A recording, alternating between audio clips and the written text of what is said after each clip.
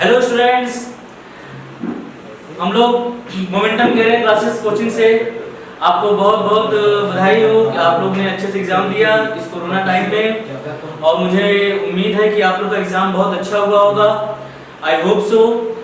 और आप लोग हम लोग यहाँ पे सबसे पहले आप लोग को जो नीट पेपर हुआ है उसका क्वेश्चन आपको यहाँ पे सॉल्व कराते हैं, जिसमें हम आपको बायोलॉजी क्वेश्चन आपको सॉल्व करा रहे हैं। और स्टेप बाय स्टेप जैसे जैसे क्वेश्चन सॉल्व होता जाएगा आप उसको चेक करते जाइए कि कौन सा क्वेश्चन सही है, आपका अपना स्कोर प्रेडिक्ट उससे आपका एक हो जाएगा। बिना आपके आंसर की बहुत लेट में आएगा, लेकिन आज ही आपका कुछ देर में आपको हो जाएगा, तो आप लोग उसको स्टार्ट शुरू कर दीजिए, ठीक है ना।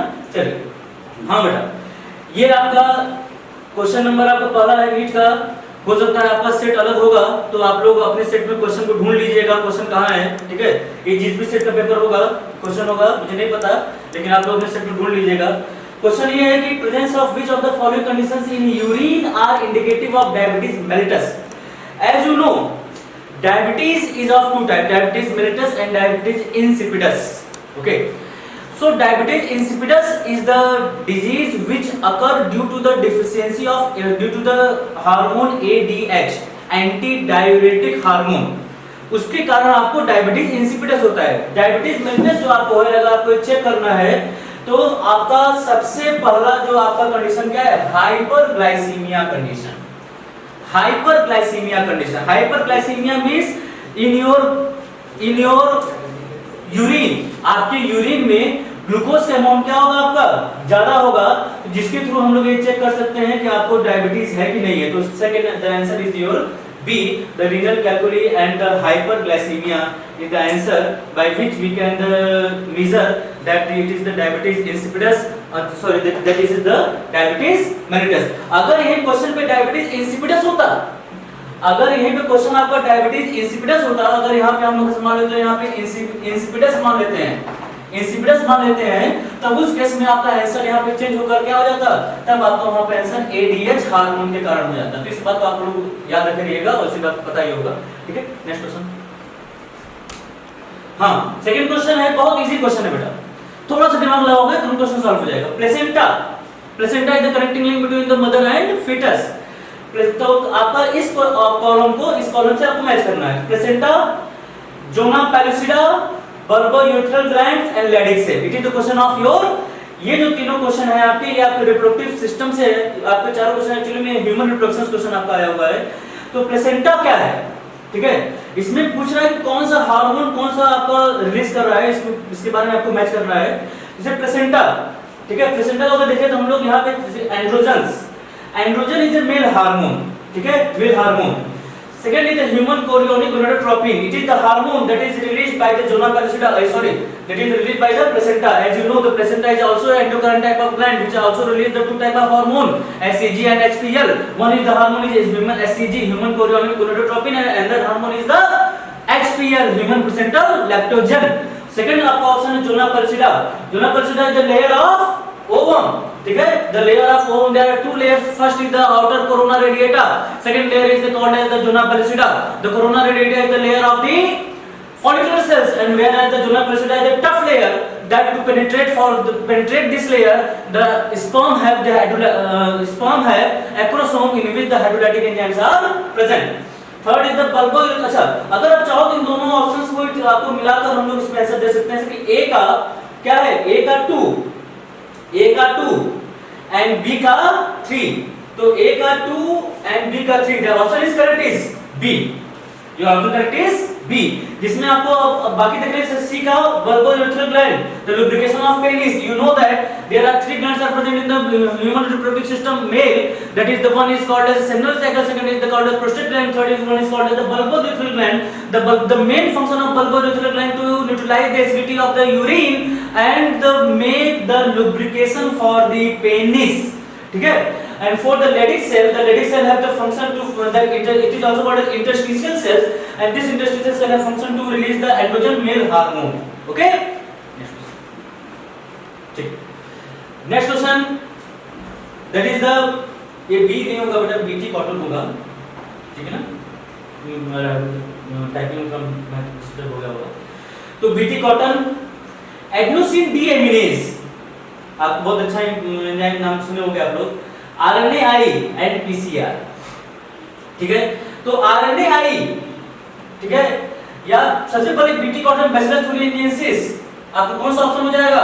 4 ऑप्शन, यहाँ पे हो जाएगा ए रहेगा, बैसिलस thuringiensis। तो ए का 4 ऑप्शन इज सी, हो गया, ठीक। ए का 4, बी का एग्नोसिन डीएमिनेज, बी का 1, ठीक है, जीन थेरेपी, ठीक, RNAi सेलुलर डिफेंस, सी का 2, and PCR detection of HIV infection, ठीक। क्वेश्चन सॉल्व हो गया।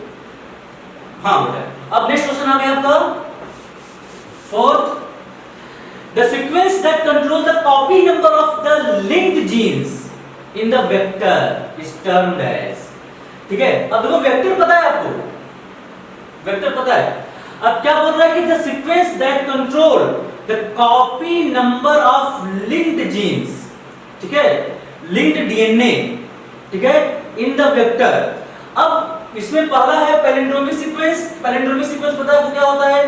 पैलिंड्रोमिक सीक्वेंस या that is basically recognition site, ठीक है ना, ये रिकॉग्निशन साइट ही होते हैं, selectable marker that are used for the identification of transformants and non transformants, that is the डीज। ओरिसाइट, ठीक है, आपका ओरिसाइट का पूरा नाम क्या होता है?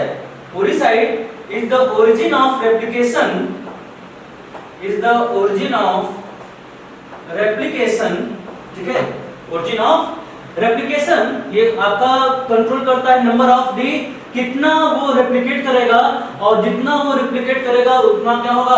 कॉपी नंबर आपका लिंक डीएनए का कंट्रोल हो जाएगा, ठीक है, ओके। हाँ बेटा, ये क्वेश्चन आपका एल्गोरिथम से बहुत अच्छा क्वेश्चन है, बहुत सिंपल क्वेश्चन है आपका। देखो इसमें आपको ऐसे क्वेश्चन करने का बहुत अच्छा तरीका होता है, सबसे पहले उस चीज चुनो जिसको तुम सबसे अच्छे जानते हो और उससे फिर मैच करो, ठीक है। जैसे लिखा है एयर ब्लैडर, तो आपको पता है कि there are 2 groups of fishes, chondrichthyes and osteichthyes. Chondrichthyes are basically cartilaginous fishes and osteocytes are basically bony fishes, and you must know that the cartilaginous fishes have always to move because they does not have air bladder. So if the air bladder is present, then it means to osteocytes, the bony fishes that have the air bladder, ठीक है ना। तो पहला हो गया। उसके बाद हेटेरोसिलस, हेटेरोसिलस मतलब there are 2 type, ठीक है, one the tail type, tail, ये this is the homocilus, and second this is the heterosilus. The heterosilus is basically example of the chondrichthyes। तो अगर आपका poisonous string that is the trigon, तो इसकी basis पे आप आंसर मिलाओ तो C का 4 हो जाएगा, C का 4, this is the answer C, ठीक है। B का 3 है, B का 3 हो गया, C का 4 हो गया, C का 4 हो गया, A का 2, A का 2, ठीक है, and D का 1 हो गया क्वेश्चन, ठीक है ना। तो आंसर इज द सी। हाँ बेटा, अब ये क्वेश्चन आपका रिप्रोडक्टिव हेल्थ का क्वेश्चन है, बड़ा अच्छा क्वेश्चन है आपका, ठीक है ना, रिप्रोडक्टिव हेल्थ क्वेश्चन है, बहुत अच्छा क्वेश्चन है। अब इस क्वेश्चन में आप देखो, आपको अलग-अलग टर्म दिए हैं, ICSI, gift, gift and SSI. पहले आप उसको क्लियर तो आपके दिमाग में होगा ही मेरे ख्याल से। अब पूछा in which of the following technique the embryos are transferred to assist those female who can not conceive, ठीक है। आपको जब पढ़ रहे हो तो आपको बताया गया होगा कि जो आपका क्या कहते हैं असिस्टेड रिप्रोडक्टिव टेक्नोलॉजी ARTs होती हैं, ARTs are basically dependent on the condition of male and female. अब यहां पे लिखा है कि embryos are transferred, embryos are transferred, ठीक है, एम्ब्रियो को ट्रांसफर कर रहे हो तो एम्ब्रियो को ट्रांसफर हमेशा किसमें करेंगे? जिफ्ट एंड IUT, ठीक है ना, that is GIFT zygote intrafallopian transfer, ठीक है ना, and IUT intrauterine transfer. GIFT हम लोग करते हैं लेस देन 8 ब्लास्टोमियर स्टेज तक, ठीक है ना, लेस देन 8 ब्लास्टोमियर स्टेज तक आपका है तो आप क्या करोगे? जिफ्ट करोगे। IUT है, क्या करोगे? More than 8 blastomere, more than 8 blastomere है तो उसमें करोगे आप। ICSI that is in this case आपका स्पर्म को डायरेक्ट कहां पुट कर दो, आप तो सारे ऑप्शन को भी देख लेते हैं एक बार हम लोग। ICSI जिसमें that is the sperm is directly put inside the ovum, ठीक है। GIFT in which the sperm is direct put inside the fallopian tube, and GIFT and ZIFT are, इसको आप जानते हो। तो इसमें क्या लिखा है? The embryos are transferred, embryos are transferred to assist those female who cannot conceive। तो इसमें क्या होगा आपका? जिफ्ट एंड IUT, ठीक है। हाँ बेटा, ये क्वेश्चन बहुत अच्छा है। इंस्पायरेशन एक्सपायरेशन, ठीक है ना। अब सांस लिया, सांस छोड़ा, ठीक है। जब सांस लोगे तो ठीक है, there are two types of muscle, internal intercostal muscle and external intercostal muscle between the ribs. Okay, you know that. अब आपको पता है कि internal intercostal muscles are basically passive during the inspiration and expiration, whereas the basic function is external intercostal muscle. अब आपको external intercostal muscle of diaphragm, ये आपका inspiration और एक्सपायरेशन को प्रमोट करते हैं। अब क्वेश्चन क्या लिखा है, select the correct event that occur during inspiration. Contraction of diaphragm, diaphragm contract करेगा। अच्छा, contraction of external intercostal muscle, very good, बहुत अच्छा है। पल्मोनरी वॉल्यूम डिक्रीजेस, ठीक है, इसको मिटा देते हैं पहले, ठीक है। पल्मोनरी वॉल्यूम डिक्रीजेस, बहुत सही है। देखो इसका बताते हैं, volume is inversely proportional to pressure. बेटा आपके फिजिक्स वाले सर भी पढ़ाए होंगे और इसको बायोलॉजी वाला सर भी पढ़ाया होगा, जब आपको क्या पढ़ा रहा होगा, रेस्पिरेशन इन ह्यूमन, कि volume is always inversely proportional to pressure. अगर वॉल्यूम बढ़ रहा है, प्रेशर क्या होगा, बढ़ जाएगा। तो क्या लिखा है, पल्मोनरी वॉल्यूम डिक्रीजेस। अब देखो इसमें एक एक स्टेप देखें, जब वॉल्यूम घटेगा प्रेशर बढ़ेगा, तो इस केस में आपका क्या हो जाएगा, इस केस में अंदर का प्रेशर, बाहर का प्रेशर क्या होगा, ज्यादा होगा, तो एक्सपायरेशन, यानी पहली बात तो सी नहीं होगा, सी तो कट गया अपने आप। अब सी नहीं होगा, इसका मतलब डी ऑप्शन में क्या हो गया, कट गया आपका। अब उसके बाद क्या, इंट्रापल्मोनरी प्रेशर इंक्रीजेस। अब इंट्रापल्मोनरी प्रेशर यानी जब ये प्रेशर आपका इंक्रीज होगा तो क्या होगा, आपका एक्सपायरेशन परफॉर्म को डी भी कट गया, तो डी कट गया तो ये भी कट गया, ये भी कट गया, ये भी कट गया, तो ए एंड बी ये दोनों से, ठीक है ना। बहुत सिंपल सा क्वेश्चन था। अब देखो इसको भाई फिगर समझो, देखो जैसे कि ये है, ये आपका क्या है, ये आपके रिब्स है। अब लिखा है कि क्या, कॉन्ट्रैक्शन ऑफ डायफ्राम, डायफ्राम नीचे है, डायफ्राम नीचे कॉन्ट्रैक्ट करेगा, एक्सपेंड ऊपर, ये 2 सेंटीमीटर से आपका ऊपर जाएगा, और जब ये ऊपर जाएगा तो उसके बाद क्या होगा, contraction of external intercostal muscle, यानी ये आपकी कॉन्ट्रैक्ट करेगी तो ये भी ऊपर जाएगी, ये ऊपर जाएगी तो आपका वॉल्यूम क्या हो जाएगा, बढ़ जाएगा, प्रेशर क्या हो जाएगा, घट जाएगा, सांस कहां जाएगी, अंदर, ठीक। तो ऑप्शन क्या हो गया, सी हो गया। हाँ बेटा देखो एक और बहुत जबरदस्त क्वेश्चन आया है आपका, आपके ईसीजी से, ईसीजी कराते हो ना आप लोग, ईसीजी देखे होंगे आप घर में, बूढ़े दादा दादी पापा मम्मी अगर होंगे तो उनका अक्सर ईसीजी होता है, ठीक है ना, इलेक्ट्रोकार्डियोग्राफी, ठीक है ना। तो ईसीजी जब देखते हो तो देखो यहाँ पे ऐसे है, ऐसे आता है, ये आपका रहा ऐसे, ठीक है ना, ऐसे गया, यही पढ़ते हो ना,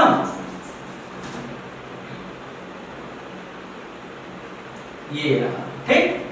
ये आपका ईसीजी जिसमें 4 वेव बनते हैं, P Q R, sorry P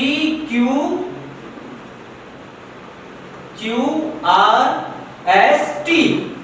अब पूछा क्या है, क्यूआरएस कॉम्प्लेक्स, ये दो क्यूआरएस कॉम्प्लेक्स क्या है, आपको सिंपल पढ़ते हो क्या कि योर आपका हार्ट, आपका जो हार्ट 2 काम करता है, एक एट्रियल कॉन्ट्रैक्ट, एक वेंट्रिकुलर कॉन्ट्रैक्ट। एट्रियल कॉन्ट्रैक्ट में ब्लड कहां आया, वेंट्रिकल्स में आया, और जब वेंट्रिकल कॉन्ट्रैक्ट किया तो ब्लड कहां मूव कर गया, रेस्पेक्टेड लंग्स एंड एरोटा में। तो आपका जो राइट आपका वेंट्रिकल था उससे चला गया कहां पे, लंग्स में, और लेफ्ट वेंट्रिकल कहां चला गया, आपके सिस्टमैटिक एरोटा, एरोटा से मूव करके कहां चला गया, आपके आर्टरीज ब्लड चला गया।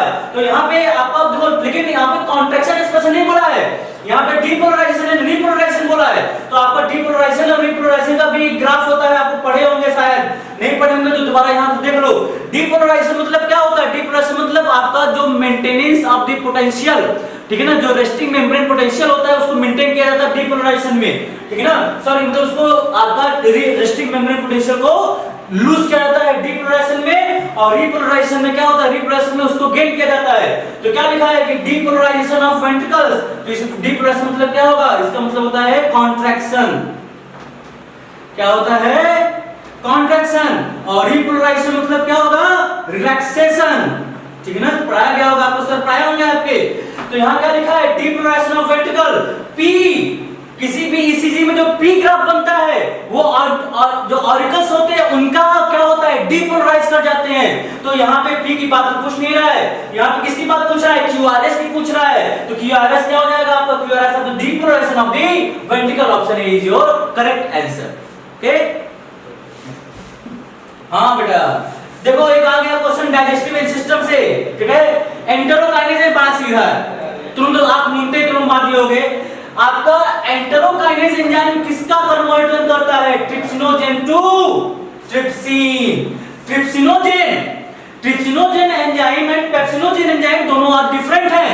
Trypsinogen is the basic enzyme secreted from pancreas and pepsinogen enzyme secreted from your stomach. तो आपका स्टमक से आपका जो कन्वर्जन होता है वो तो HCl कर दिया, वो भाई HCl कर दिया, लेकिन ट्रिप्सिनोजेन टू ट्रिप्सिन कौन कन्वर्ट करता है? The enzyme enterokinase. हां बेटा, नेक्स्ट क्वेश्चन आ गया। Identify the correct statement with the reference of human digestive system. Ileum is a highly coiled part. Ileum, that is part of your small intestine. ठीक है ना? Vermiform appendix arise from the duodenum. बिल्कुल गलत है, क्योंकि आपका duodenum, jejunum and ileum, आपका vermiform appendix कहाँ होता है? जहाँ पे small intestine और large intestine आपस में क्या होती है? जुड़ी होती है, तो पहले तो आपको गलत। Ileum opens into small intestine.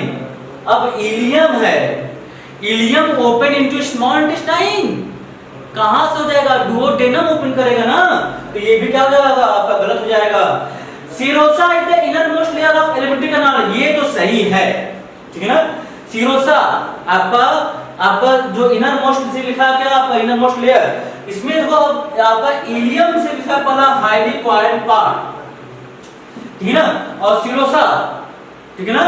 तो सबसे बाहर आपका सीरोसा, आपका सबसे बाहर ये आपका लेयर होती है, इनर मोस्ट नहीं है, ये आपकी क्या है? आपकी आउटर मोस्ट लेयर होती है, सीरोसा, सब म्यूकोसा एंड म्यूकोसा। तो इसलिए आपका ये भी गलत, तो ऑप्शन कौन से हो जाएगा? Ilium is the highly coiled part of the digestive system. Okay, हाँ बेटा, ये तो 10 क्वेश्चन जो हम लोग बस अभी तुरंत आए, तो उसको तुरंत हमने आपको बता दिया। अब जैसे जैसे क्वेश्चन आपको आ जाएगा, हम उसको फिर और आपको वीडियो बनाएंगे, आपको फिर और आपको इसका करेक्ट आंसर क्या होगा विद एक्सप्लेनेशन को समझा दिया जाएगा। ओके, ठीक।